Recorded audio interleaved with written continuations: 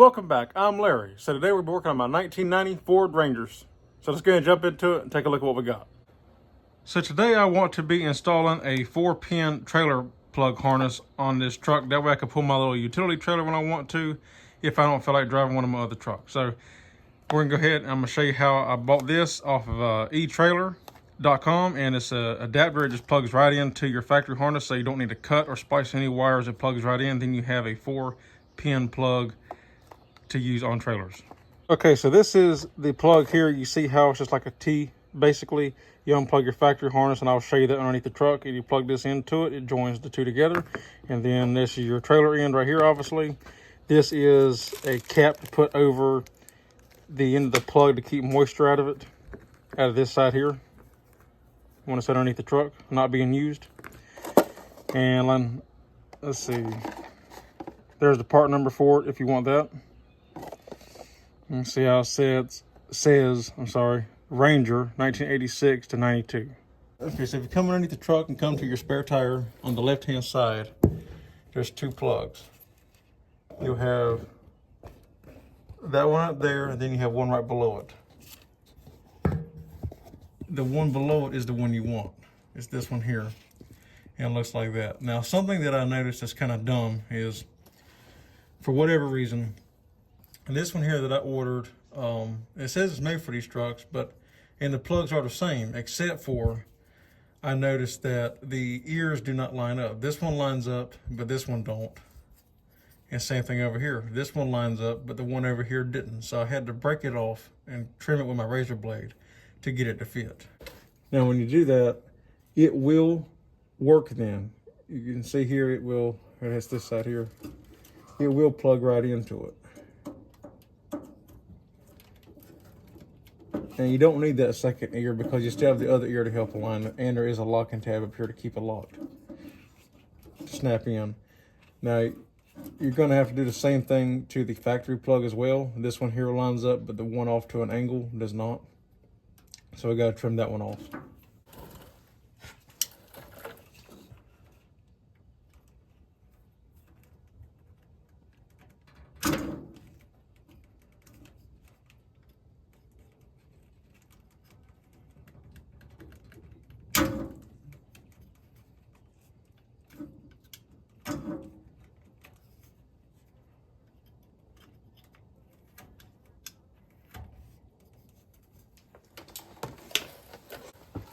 Just like so. Now this one here will plug in. Now before I plug it in, something I want to show you is that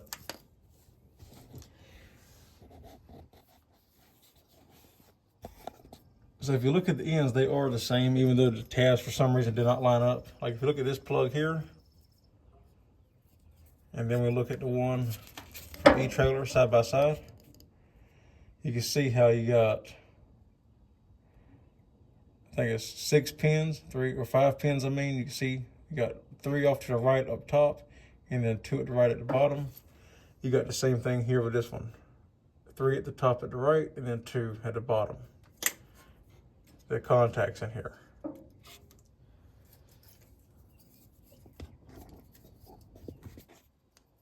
And like I said, it's the same on this one here.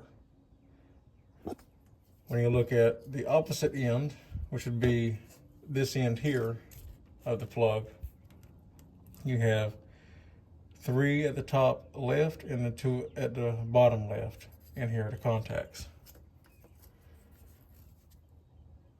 When you look at the eTrailer plug, it's the exact same. So the contacts are in the right location for the plug.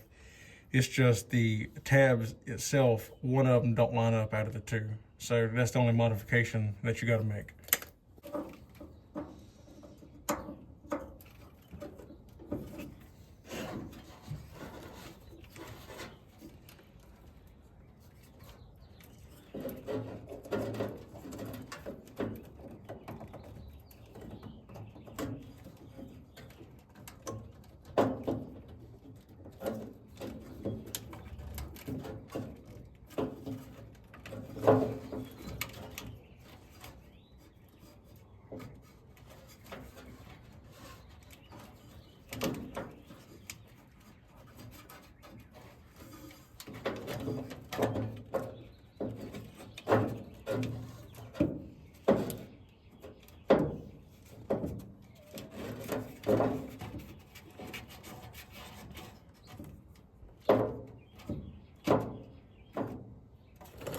Now, when it comes to the remainder of this, you can just zip tie it up out of the way or whatever you want to do.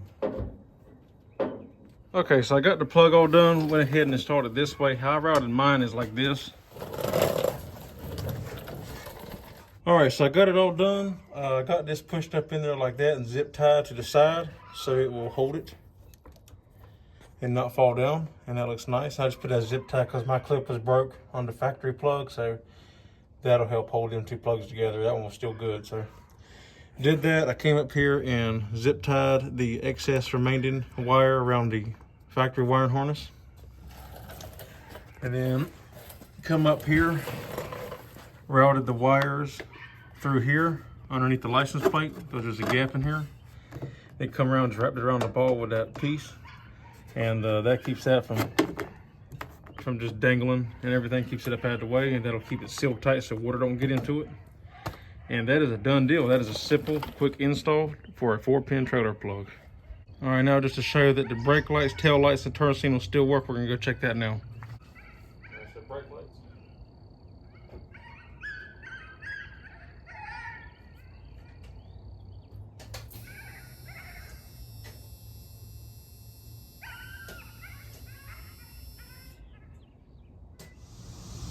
Okay, so now I got my trailer hooked up to it. We're gonna test the lights out to make sure that they work properly.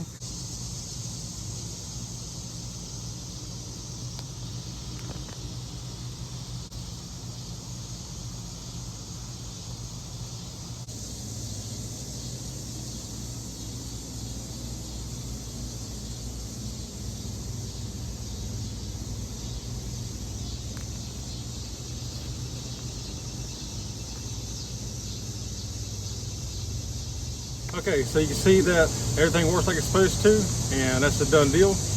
Quick, simple, easy install on that wire trailer harness. Like I said, you got to modify that plug just a little bit like I showed you, but other than that, simple, easy install, probably be done in 5 or 10 minutes. So that's all there is for this one. If you like the video, give me a thumbs up. I'd appreciate it. If you're not subscribed, consider subscribing. You can also become a member now. Link is in the description, as well as on my homepage on my YouTube channel.